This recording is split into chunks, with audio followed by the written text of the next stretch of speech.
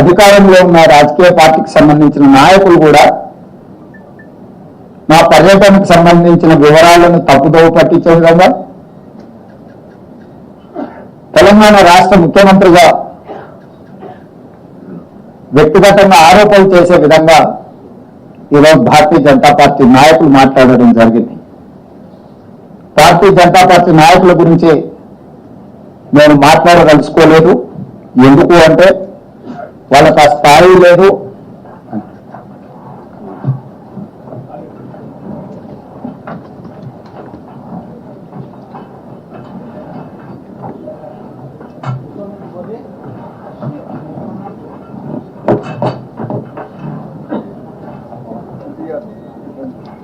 సమావేశంలో ఉప ముఖ్యమంత్రి బట్టి విక్రమార్క గారు, పెద్ద ఉత్తమ్ కుమార్ రెడ్డి గారు కూడా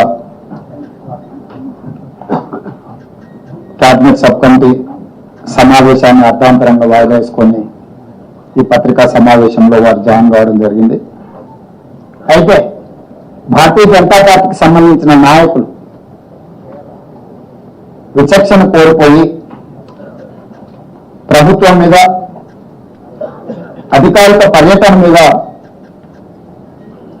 అవాస్తవాలను చెప్పడమే కాకుండా ఆరోపణ చేసి తప్పుదోవ పట్టించే ప్రయత్నం చేసింది. కాబట్టి ఈరోజు భారతీయ జనతా పార్టీ నాయకుల విషయంలో నేను స్పందించదలుచుకోలేదు. ఇది రెండు ప్రభుత్వాలు, ప్రజాప్రతినిధులు సంబంధించిన అంశం. రాజకీయ అంశాల జోలికి వెళ్లకుండా ప్రభుత్వాలు నిర్వహించవలసిన బాధ్యత గురించి ఈరోజు కేంద్ర ప్రభుత్వానికి నేను గుర్తు చేయదలుచుకున్నా. ఈరోజు నా పర్యటనలో భాగంగా మేము అప్లికేషన్ పెట్టినప్పుడు అప్లికేషన్లో స్పష్టం, ఎందుకంటే ఇది అఫీషియల్ కరెస్పాండెన్స్ కాబట్టి డిస్క్లోజ్ చేయొద్దు అనుకున్నా, కానీ ఈరోజు వివరాలు ఇవ్వలేదు. అందులో అసంపూర్ణమైన వివరాలు ఉన్నాయి. ముఖ్యమంత్రి గారి పర్యటన దాపరికం ఉంది అనే రకంగా ఈరోజు వారు మాట్లాడడం జరిగింది. ఇది మినిస్టర్ ఆఫ్ ఎక్స్టర్నల్ అఫైర్స్ కి సంబంధించిన మా అప్లికేషన్, సిఎంఓ కార్యాలయం పెట్టిన విజ్ఞప్తి.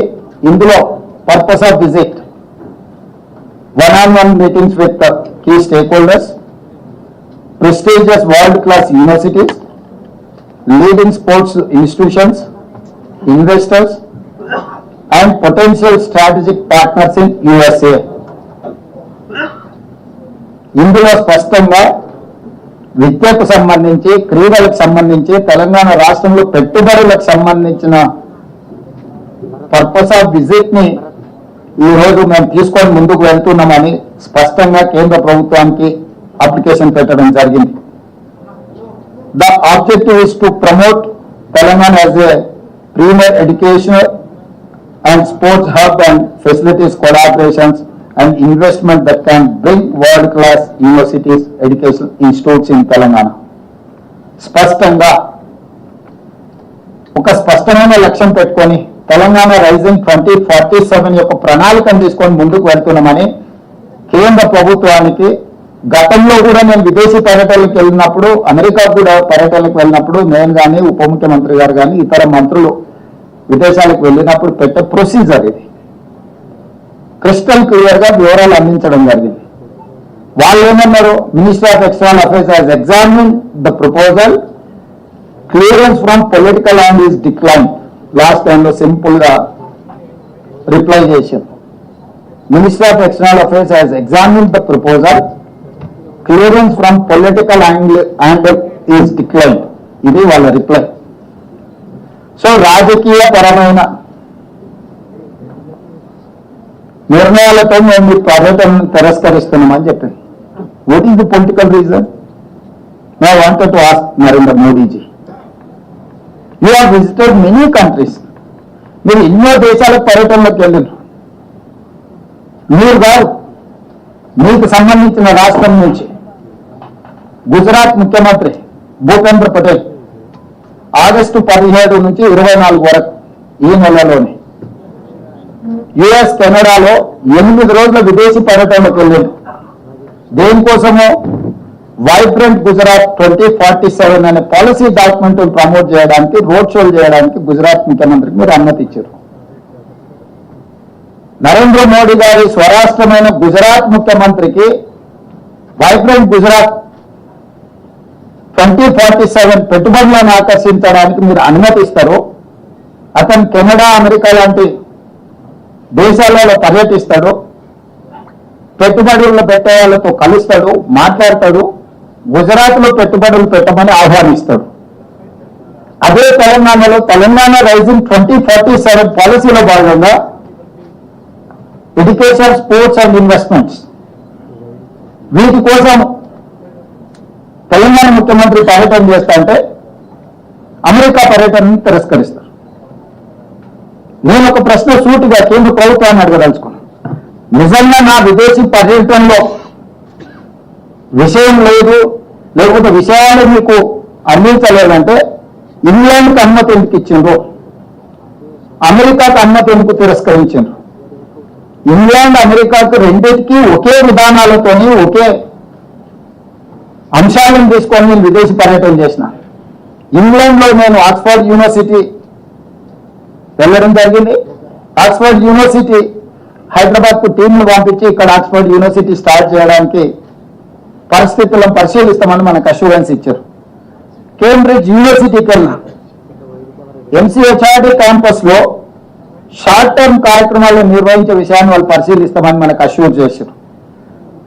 భారత్ ఫ్యూచర్ సిటీలో ఆఫ్షోర్ క్యాంపస్ పెట్టడానికి కూడా మేము పరిశీలిస్తామని చెప్పారు. యూనివర్సిటీ ఆఫ్ లండన్, హైదరాబాద్లో లండన్ యూనివర్సిటీ ఆఫ్ క్యాంపస్ ఏర్పాటు అంగీకరించింది. సంబంధిత అధికారులను నేను కలిసిన, లండన్ స్కూల్ ఆఫ్ ఎకనామిక్స్ వాళ్ళతో మేము మాట్లాడినా, వాళ్ళు హైదరాబాద్కి టీంలను పంపిస్తామన్నారు.